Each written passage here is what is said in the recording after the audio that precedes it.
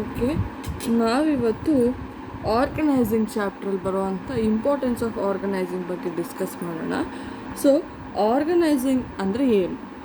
Organising can be defined as a process of initiate implementation of plan by clarifying the job and working relationship and effectively developing resources for the attainment of identify and desired goal.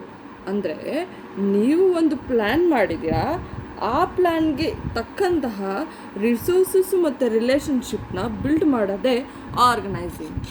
ಹಾಗಾದರೆ ಯಾವ್ಯಾವ ರೀತಿಯಲ್ಲಿ ನಮಗೆ organising important ಅಂತ ನೋಡೋಣ. So importance of ಆರ್ಗನೈಸಿಂಗಲ್ಲಿ first point ಬರೋದು benefits of specialisation ಅಂತ. Benefit of specialisation ಅಂತ ಅಂದರೆ ಇಲ್ಲಿ ಯಾವ ಯಾವ ವರ್ಕಿಂಗ್ ರಿಸೋರ್ಸಸ್ ಇರ್ತಾರೋ ಆ ವರ್ಕಿಂಗ್ ಫೋರ್ಸ್ಗೆ ಅವ್ರದ್ದೇ ಆದ ಸ್ಪೆಷಲೈಸೇಷನ್ ಇರುತ್ತೆ. ಇವಾಗ ಫಾರ್ ಎಕ್ಸಾಂಪಲ್ ಮೆಕ್ಯಾನಿಕಲ್ ಇಂಜಿನಿಯರ್ಗೆ ಮೆಕ್ಯಾನಿಕಲ್ ಬ್ಯಾಕ್ಗ್ರೌಂಡ್ ಇರೋವಂಥ ಪ್ರೊಡಕ್ಷನ್ ಜಾಬ್ನ ಕೊಟ್ಟರೆ ಅವನು ಪ್ರೊಡಕ್ಟಿವಿಟಿನ ಚೆನ್ನಾಗಿ ಮಾಡ್ತಾನೆ.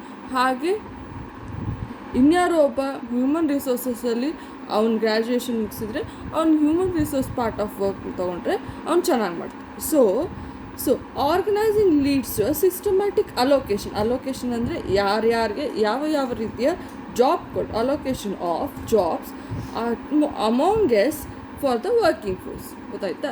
ಯಾವ ವರ್ಕಿಂಗ್ ಫೋರ್ಸ್ಗೆ ಯಾರ್ಯಾರ ರಿಸೋರ್ಸಸ್, ಹ್ಯೂಮನ್ ರಿಸೋರ್ಸಸ್ಗೆ ಯಾವ ರೀತಿಯ ವರ್ಕಿಂಗ್ ಫೋರ್ಸ್ನ ಕೊಡಬೇಕು ಅನ್ನೋದನ್ನ ಹೇಳುತ್ತೆ. ಹಾಗೆ this reduces the working load.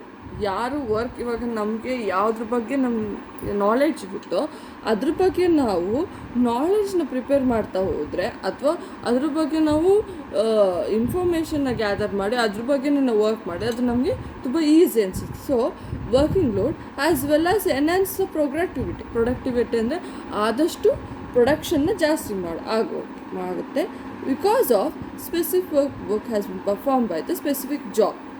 ಯಾರಿಗೆ ಯಾವ ವರ್ಕಿಂಗ್ ಬ್ಯಾಕ್ಗ್ರೌಂಡ್ ಇರುತ್ತೋ ಯಾವ ಎಕ್ಸ್ಪೀರಿಯನ್ಸ್ ಇರುತ್ತೋ ಅವ್ರಿಗೆ ಅದರದ್ದೇ ಆದಂಥ ಜಾಬ್ ಕೊಡೋದ್ರಿಂದ ಪ್ರೊಡಕ್ಷನ್ ಜಾಸ್ತಿ ಆಗ್ತಾ ಹೋಗುತ್ತೆ ಮತ್ತು ವರ್ಕ್ ಲೋಡು ಕಮ್ಮಿ ಆಗ್ತಾ ಹೋಗುತ್ತೆ.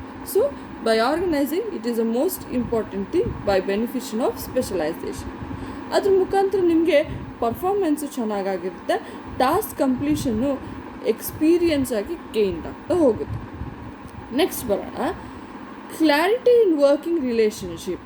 ಕ್ಲಾರಿಟಿ, ಒಬ್ಬ ವರ್ಕಿಂಗ್ ರಿಲೇಷನ್ಶಿಪ್ಪು ಅಂದರೆ ವರ್ಕರ್ಗೆ ಅವನದೇ ಆದಂಥ ಜಾಬ್ ಟೈಟಲ್ ಇರುತ್ತೆ, ಅವ್ನು ಯಾವ್ಯಾವ ರೀತಿ ಪರ್ಫಾರ್ಮ್ ಮಾಡ್ತಾರೆ ನೋಡಿಲಿ.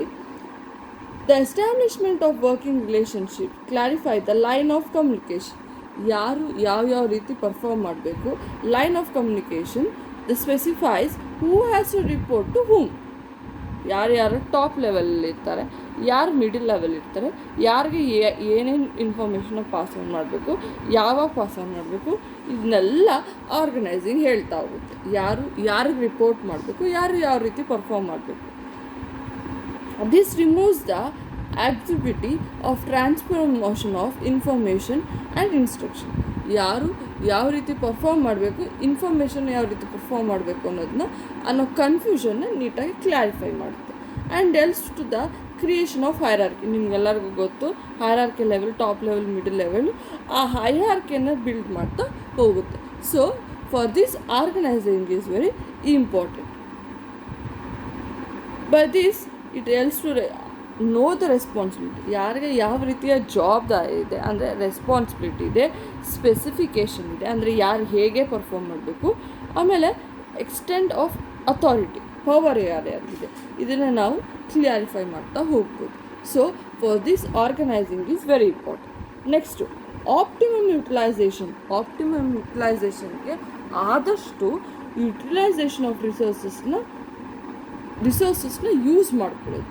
ಆದಷ್ಟು ಯಾವುದೇ resource, human resource, finance resource ಆಗಿರ್ಬೋದು, ಇಂಥ ರಿಸೋರ್ಸಸ್ನ ಆದಷ್ಟು ಯುಟಿಲೈಸ್ ಮಾಡ್ಕೋಬೋದು. ಯಾವುದ್ರ ಮುಖಾಂತರ? Organising leads to proper usage of materials ಅಂದರೆ ರಾ ಮೆಟೀರಿಯಲ್ಸ್, ಫೈನಾನ್ಷಿಯಲ್ ಅಂದರೆ ಹಣಕಾಸು, ಹಾಗೆ ಹ್ಯೂಮನ್ ರಿಸೋರ್ಸಸ್ ಅಂದರೆ ಮಾನವ ಸಂಪನ್ಮೂಲ. ಇದನ್ನು ಆದಷ್ಟು ಯೂಸ್ ಮಾಡ್ತಾ ಹೋಗುತ್ತೆ. ಹೇಗೆ ಇವಾಗ ನಾನು ಹೇಳಿದೆ, ಒಬ್ಬ ಮೆಕ್ಯಾನಿಕಲ್ ಇಂಜಿನಿಯರ್ಗೆ ಎಷ್ಟು ಪ್ರೊಡಕ್ಷನ್ ಆಗಬೇಕು, ಯಾವ ರೀತಿ ಪ್ರೊಡಕ್ಷನ್ ಆಗಬೇಕು ಅನ್ನೋ ನಾಲೆಡ್ಜ್ ಇರುತ್ತೆ. ಸೊ ಅವನೇನು ಮಾಡ್ತಾನೆ, ಮತ್ತೆ ಆ ತಪ್ಪುಗಳನ್ನ ಮಾಡಲ್ಲ. ಅದೇ ಅವ್ನಿಗೆ ಯಾವುದೇ ಬ್ಯಾಕ್ಗ್ರೌಂಡ್ ಇದ್ದರೆ ಅವ್ನು ಕೊಟ್ಟರೆ, ಆ ಕೆಲಸ ಮಾಡಿಕೊಟ್ರೆ ವೇಸ್ಟೇಜ್ ಆಗುತ್ತೆ, ರಾಂಗ್ ಪ್ರೊಡಕ್ಷನ್ ಆಗುತ್ತೆ, ರಿಸೋರ್ಸಸ್ ವೇಸ್ಟೇಜ್ ಆಗುತ್ತೆ, ಇಂಥದ್ದೆಲ್ಲ ಆಗುತ್ತೆ. ಸೊ ಯಾವಾಗ ನಮಗೆ ಸ್ಪೆಸಿಫಿಕೇಷನ್ ಯಾರು ಹೇಗೆ ಮಾಡಬೇಕು, ಯಾವ ರೀತಿ ಮಾಡಬೇಕು ಅಂತ ಮೊದಲೇ ಸ್ಪೆಸಿಫೈ ಮಾಡಿರ್ತೀವೋ, ಆ ಕಾರಣದಿಂದ ಈ ರಿಸೋರ್ಸಸ್ಸು ನೀಟಾಗಿ ಸ್ಪೆಸಿಫೈ ಆಗಿ ಯೂಸ್ ಆಗ್ತಾ ಹೋಗುತ್ತೆ, ವೇಸ್ಟೇಜ್ ಇಲ್ಲದೆ ಯೂಸ್ ಆಗುತ್ತೆ. ಓವರ್ಲ್ಯಾಪಿಂಗ್ ಅಂತ ಅಂದರೆ ಒಬ್ಬರು ಕೆಲಸ ಮಾಡಿದ್ರೆ ಮತ್ತೆ ಅದೇ ಕೆಲಸ ಮಾಡೋದು ತಪ್ತಾ ಹೋಗುತ್ತೆ, ಅದನ್ನು ಓವರ್ಲ್ಯಾಪಿಂಗ್ ಅಂತ ಕರೀತಾರೆ. Of the work make possible and the best use of resource, avoid the duplication of work. ಅಂದರೆ ಯಾವುದೋ ವರ್ಕ್ ಮಾಡ್ದ ಅಂತ ಅಂದ್ಕೊಂಡ್ರೆ ಅದೇ ರೀತಿ ಇನ್ನೊಬ್ರು ಅದೇ ವರ್ಕ್ ಮಾಡೋದನ್ನ ಕಮ್ಮಿ ಮಾಡ್ತವೆ. ಯಾಕಂದರೆ ನಮಗೆ ನಮ್ಮದೇ ಆದ ಸ್ಕಿಲ್ ಇರುತ್ತೆ, ಆ ಸ್ಕಿಲ್ನ ಯೂಸ್ ಮಾಡಿಕೊಂಡು ನಾವು ಕೆಲಸ ಮಾಡ್ತಿರ್ತೀವಿ. ಸೊ ಆವಾಗ ಇನ್ನೊಬ್ಬರು ಅದೇ ರೀತಿ ಮಾಡೋಕ್ಕೆ ಸಾಧ್ಯ ಇಲ್ಲ. So duplication and preventing the confusion ಇಲ್ಲ, ಯಾರಿಗೆ ಯಾವ ರೀತಿ ವರ್ಕ್ ಮಾಡಬೇಕು ಅಂತ ಆರ್ಗನೈಸಿಂಗ್ ಆಗಲೇ ಹೇಳಿರುತ್ತೆ. ಸೊ ಆವಾಗ ಅವ್ನಿಗೆ ಯಾವುದೇ ರೀತಿಯ ಕನ್ಫ್ಯೂಷನ್ ಇಲ್ಲದೆ ಕೆಲಸ ಮಾಡ್ತಾವೆ. ಮಿನಿಮೈಸ್ ದ ವೇಸ್ಟೇಜ್, ನಾನು ಆಗಲೇ ಹೇಳಿದೆ, ವೇಸ್ಟೇಜ್ನ ಮಿನಿಮೈಸ್ ಮಾಡ್ತಾ ಹೋಗುತ್ತೆ.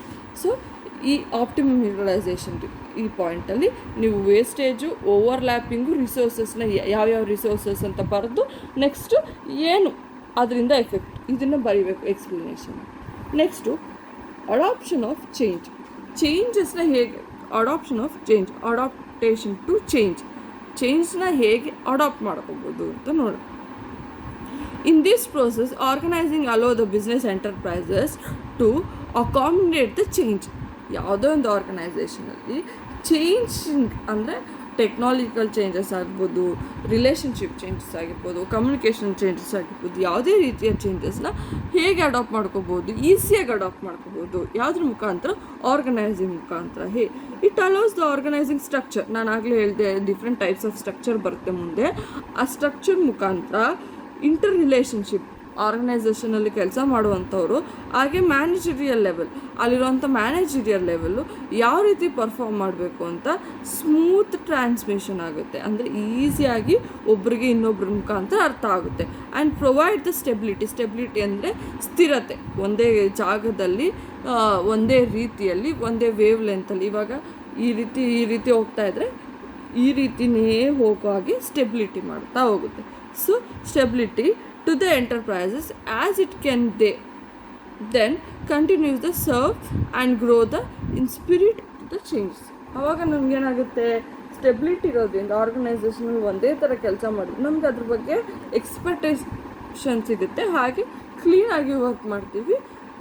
ಸ್ಪಿರಿಟ್ ಅಂದರೆ ನಮ್ಮಲ್ಲಿರುವಂಥ ಒಂದು ಸೆಲ್ಫ್ ಎನ್ಹಾನ್ಸ್ಮೆಂಟ್ ಆಗುತ್ತೆ, ಅದ್ರ ಮುಖಾಂತರ ನಾವು ಆರ್ಗನೈಸೇಷನ್ ಗೋಲ್ನ ಅಚೀವ್ ಮಾಡ್ತಾ ಹೋಗುತ್ತೆ. ನೆಕ್ಸ್ಟು ಎಫೆಕ್ಟಿವ್ ಅಡ್ಮಿನಿಸ್ಟ್ರೇಷನ್ ಈಸಿಯಾಗಿ ಹೋಗುತ್ತೆ. ನಾನು ಹೇಳಿದೆ ದ ಡಿಸ್ಕ್ರಿಪ್ಷನ್ ಆಫ್ ಜಾಬ್ ಅಂದರೆ ಯಾರು ಏನೇನು ಕೆಲಸ ಮಾಡಬೇಕು, ಯಾವ ರೀತಿ ಕೆಲಸ ಮಾಡಬೇಕು ಅನ್ನೋದನ್ನ ಮೊದಲೇ ಹೇಳಿರ್ತೀವಿ. Description of the job relation to the duty, ಏನೇನು ಕೆಲಸ ಮಾಡಬೇಕು, and helps to avoid the confusion and duplication. ನಾನು ಈ ಥರ ಮಾಡಿದೆ ನೀನು ಅದೇ ಥರ ಮಾಡು ಅನ್ನೋದು ಬರೋದಿಲ್ಲ, ಹಾಗೆ ಕನ್ಫ್ಯೂಷನ್ ಇರೋಲ್ಲ, ನಾನು ಹಿಂಗೆ ಮಾಡಬೇಕು ನೀನು ಹಿಂಗೆ ಮಾಡಬೇಕು ಅನ್ನೋ ಕನ್ಫ್ಯೂಷನ್ ಇರೋಲ್ಲ. ಯಾಕಂದರೆ ನಾವು ಆರ್ಗನೈಸಿಂಗಲ್ಲಿ ಮೊದಲೇ ಹೇಳಿರ್ತೀವಿ ಯಾರು ಹೇಗೆ ಮಾಡಬೇಕು, ಯಾವ ರೀತಿ ಕೆಲಸ ಮಾಡಬೇಕು ಅನ್ನೋದನ್ನ ಮೊದಲೇ ಹೇಳಿರ್ತೀವಿ. Relationship and proper execution of ವರ್ಕ್ನ ಎಕ್ಸಿಕ್ಯೂಷನ್ ಅಂದರೆ ಯಾವ ರೀತಿ ಪರ್ಫಾರ್ಮ್ ಮಾಡಬೇಕು ಅನ್ನೋದು ನೀಟಾಗಿ ಆಗ್ತಾ ಹೋಗುತ್ತೆ. So management of enterprises thereby become easy and bring effectiveness. ನಾನು ಆಗಲೇ ಹೇಳಿದೆ, ಈ 3 ಪಾಯಿಂಟ್ ನಾನು ತಿಳ್ಕೊಳ್ಳಿ. ಜಾಬ್ ಸ್ಪೆಸಿಫಿಕೇಷನ್ನು ಮತ್ತು ಡ್ಯೂಟಿನ ಕ್ಲಿಯರ್ ಮಾಡಿರುತ್ತೆ, ಅದ್ರ ಮುಖಾಂತರ ಕನ್ಫ್ಯೂಷನ್ನು ಮತ್ತು ಡೂಪ್ಲಿಕೇಶನ್ ಆಗೋದಿಲ್ಲ. ಆಗದೇ ಇರೋದ್ರಿಂದ ಪ್ರಾಪರ್ ಎಕ್ಸಿಕ್ಯೂಷನ್ ಆಫ್ ವರ್ಕ್ ಕ್ಲೀನಾಗಿ ಆಗುತ್ತೆ. Management enterprise become very easy ಅಂತ ಹೇಳುತ್ತೆ. ಸೊ ಎಫೆಕ್ಟಿವ್ ಅಡ್ಮಿನಿಸ್ಟ್ರೇಷನ್ ಈ ಪಾಯಿಂಟಲ್ಲಿ ನೀವು ಬರೀಬೇಕಾಗುತ್ತೆ. ಯಾವುದು ಡೂಪ್ಲಿಕೇಶನ್ ಆಗೋದಿಲ್ಲ. ಯಾವ ರೀತಿ ಡೂಪ್ಲಿಕೇಶನ್ ಆಗಲ್ಲ ಅಂದರೆ ಡಿಸ್ಕ್ರಿಪ್ಷನ್ ಆಲ್ರೆಡಿ ಇರುತ್ತೆ, ಅದಾದಮೇಲೆ ಪ್ರೊಡಕ್ಷನ್ ನೀಟಾಗಿ ಪ್ರಾಪರಾಗಿ ಮಾಡುತ್ತೆ, ಈಸಿಯಾಗಿ ವರ್ಕ್ನ ಮಾಡುತ್ತೆ. ಇದನ್ನು ನೀವು ಬರಿಬೇಕಾಗುತ್ತೆ. ನೆಕ್ಸ್ಟು ಡೆವಲಪ್ಮೆಂಟ್ ಆಫ್ ಪರ್ಸನಲ್ ಅಂತ ಅಂದರೆ ಮಾನವ ಸಂಪನ್ಮೂಲ, ಯಾರ್ಯಾರು ಕೆಲಸ ಮಾಡ್ತಿರ್ತಾರೋ ಆರ್ಗನೈಸೇಷನಲ್ಲಿ ಅವ್ರಿಗೆ ಯಾವ ರೀತಿ ಪರ್ಫಾರ್ಮ್ ಮಾಡ್ಬೋದು, ಯಾವ ರೀತಿ ಕೆಲಸ ಮಾಡ್ಬೋದು. The organizing create utmost manager effective delegation, allow the manager to reduce the workload. ನಾನು ಆಗಲೇ ಹೇಳಿದೆ, ಡೆಲಿಗೇಷನ್ ಅಂತ ಅಂದರೆ ಆರ್ಗನೈಸೇಷನಲ್ಲಿ ಕೆಲಸ ಮಾಡುವಂತಹ ವರ್ಕರ್ಸ್ನ ಕಂಟ್ರೋಲ್ ಮಾಡ್ತಾ ಇರೋದು. ಸೊ ಆ ಡೆಲಿಗೇಷನ್ ಮಾಡೋದ್ರ ಮುಖಾಂತರ ನಿಮಗೆ ಡೆಲಿಗೇಷನ್ ಒಂದು ಮುಂದೆ ಡಿಸ್ಕ್ರಿಪ್ಟಿವ್ ಆಗಿ ಬರುತ್ತೆ. ಅದು ಮಾಡೋ ಮುಖಾಂತರ ಮತ್ತು ಯಾರ್ಯಾರು ಎಷ್ಟೆಷ್ಟು ವರ್ಕ್ ಮಾಡಬೇಕು ಡಿಸ್ಟ್ರಿಬ್ಯೂಷನ್ನು ಮಾಡಿರ್ತಾರೆ ಈ ಡೆಲಿಗೇಷನ್ ಪಾರ್ಟಲ್ಲಿ. ಸೊ ಆವಾಗ ಯಾರು ಹೇಗೆ ವರ್ಕ್ ಮಾಡ್ತಿದ್ದಾರೆ, ಯಾರು ಸಬಾರ್ಡಿನೇಟ್ ಯಾರು ಅನ್ನೋದನ್ನು ಅಲ್ಲಿ ಹೇಳಿರ್ತಾರೆ. ಎಲ್ಲಿ ಡೆಲಿಗೇಷನಲ್ಲಿ ಯಾರು ಕಂಟ್ರೋಲ್ ಮಾಡ್ತಿರ್ತಾರೆ. ಸೊ ಆವಾಗ ಯಾರ್ಯಾರು ಹೇಗೆ ವರ್ಕ್ ಮಾಡ್ತಿದ್ದ method of way of perform, ಅದ್ರ ಮುಖಾಂತರ ನಮಗೆ ಹೇಗೆ ಪರ್ಫಾರ್ಮ್ ಮಾಡ್ತಾ ಇದ್ದಾರೆ ಅಂತ ಗೊತ್ತಾಗುತ್ತೆ ಟಾಸ್ಕ್ನ. ಸೊ ಆವಾಗ ನಾವು ಗ್ರೋತ್ ಹೇಗೆ ಮಾಡ್ಬೋದು, ಅವ್ರಿಗೆ ಆಪರ್ಚುನಿಟಿ ಏನು ಕೊಡ್ಬೋದು, ಇನೋವೇಷನ್ ಕೊಡ್ಬೋದು, ಸ್ಟ್ರೆಂಥನ್ ಮಾಡ್ಬೋದು, ಕಂಪನಿಯ ಪೊಸಿಷನ್ನ ಕಾಂಪಿಟೇಟಿವ್ ಆಗಿ ಎಷ್ಟು ಕ್ಲೀನಾಗಿ ಮಾಡ್ಬೋದು. ಸೊ ಇದನ್ನು ನಾವು ಈಸಿಯಾಗಿ ತಿಳಿತಾ ಹೋಗ್ತೀವಿ. ಸೊ ಇದನ್ನು ಡೆವಲಪ್ಮೆಂಟ್ ಆಫ್ ಪರ್ಸನಲ್ ಅಂತ ಹೇಳ್ತೀವಿ. ಅದ್ರ ಮುಖಾಂತರ ಈ ಪರ್ಸ್ನಲ್ ಚಾಲೆಂಜಸ್, ಈ ಎಬಿಲಿಟಿ ಏನು ಯಾರ್ಯಾರ್ದು ಹೇಗಿದೆ ಅನ್ನೋದನ್ನ ಅರ್ಥ ಮಾಡ್ಕೋತೀವಿ. ಚಾಲೆಂಜಸ್ನ ನಾವು ಈಸಿಯಾಗಿ ಫೇಸ್ ಮಾಡ್ತಾ ಹೋಗ್ತೀವಿ. ಇದನ್ನು ನಾವು ಇಲ್ಲಿ ಬರೀಬೇಕು. ಡೆಲಿಗೇಷನ್ ಮುಖಾಂತರ ಸಬಾರ್ಡಿನೇಟ್ ಮಾಡ್ತಾ ಹೋಗ್ತೀವಿ. ಸಬಾರ್ಡಿನೇಟ್ ಯಾರ್ಯಾರು ಕಂಟ್ರೋಲ್ ಮಾಡಬೇಕು ಅಂತ ಕಂಟ್ರೋಲ್ ಗೊತ್ತಾಗುತ್ತೆ, ಯಾರ್ಯಾರ ಎಬಿಲಿಟಿ ಹೇಗಿರುತ್ತೆ ಅಂತ ಗೊತ್ತಾಗುತ್ತೆ. ಆ ಪರ್ಫಾರ್ಮೆನ್ಸ್ ಬಗ್ಗೆ ಚೇಂಜಸ್, ಆಪರ್ಚುನಿಟಿನ ಸ್ಟ್ರೆಂಥನ್ ಮಾಡೋದ್ರ ಬಗ್ಗೆ ಯೋಚನೆ ಮಾಡ್ತಾ ಹೋಗ್ತೀವಿ ಎಲ್ಲಿ ಆರ್ಗನೈಸಿಂಗ್ ಮುಖಾಂತರ. Next expansion and growth.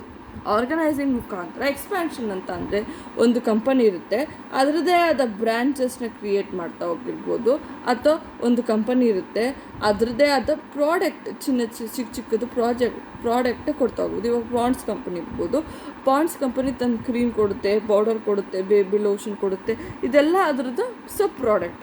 ಅದನ್ನು ನಾವು ಆರ್ಗನೈಸಿಂಗಲ್ಲಿ ಈಸಿಯಾಗಿ ಮಾಡ್ಬೋದು ಅಂತ ಹೇಳ್ತೆ. Organising helps to the growth and diversification. ನಾನು ಆಗಲೇ ಹೇಳಿದೆ, ಪಾಂಡ್ಸ್ ಕಂಪನಿಯವರು ಫಸ್ಟು ಪೌಡರ್ನ ಪ್ರೊಡ್ಯೂಸ್ ಮಾಡ್ತಾನೆ, ಹಾಗೆ ಅದ್ರ ಜೊತೆಗೆ ಲೋಷನ್ನ ಪ್ರೊಡ್ಯೂಸ್ ಮಾಡ್ತಾರೆ, ಅದ್ರ ಜೊತೆಗೆ ಇನ್ನೇನೋ ಒಂದು ಪ್ರಾಡಕ್ಟ್ನ ಪ್ರೊಡ್ಯೂಸ್ ಮಾಡ್ತಾ ಹೋಗ್ತಾರೆ. ಸೊ ಇದ್ರ ಮುಖಾಂತರ ಅವರು ಪ್ರಾಡಕ್ಟ್ ಡೈವರ್ಸಿಫಿಕೇಷನ್ ಮಾಡ್ತಾ ಹೋಗ್ತಾರೆ of the enterprises, enabling its to divert from the existing norms.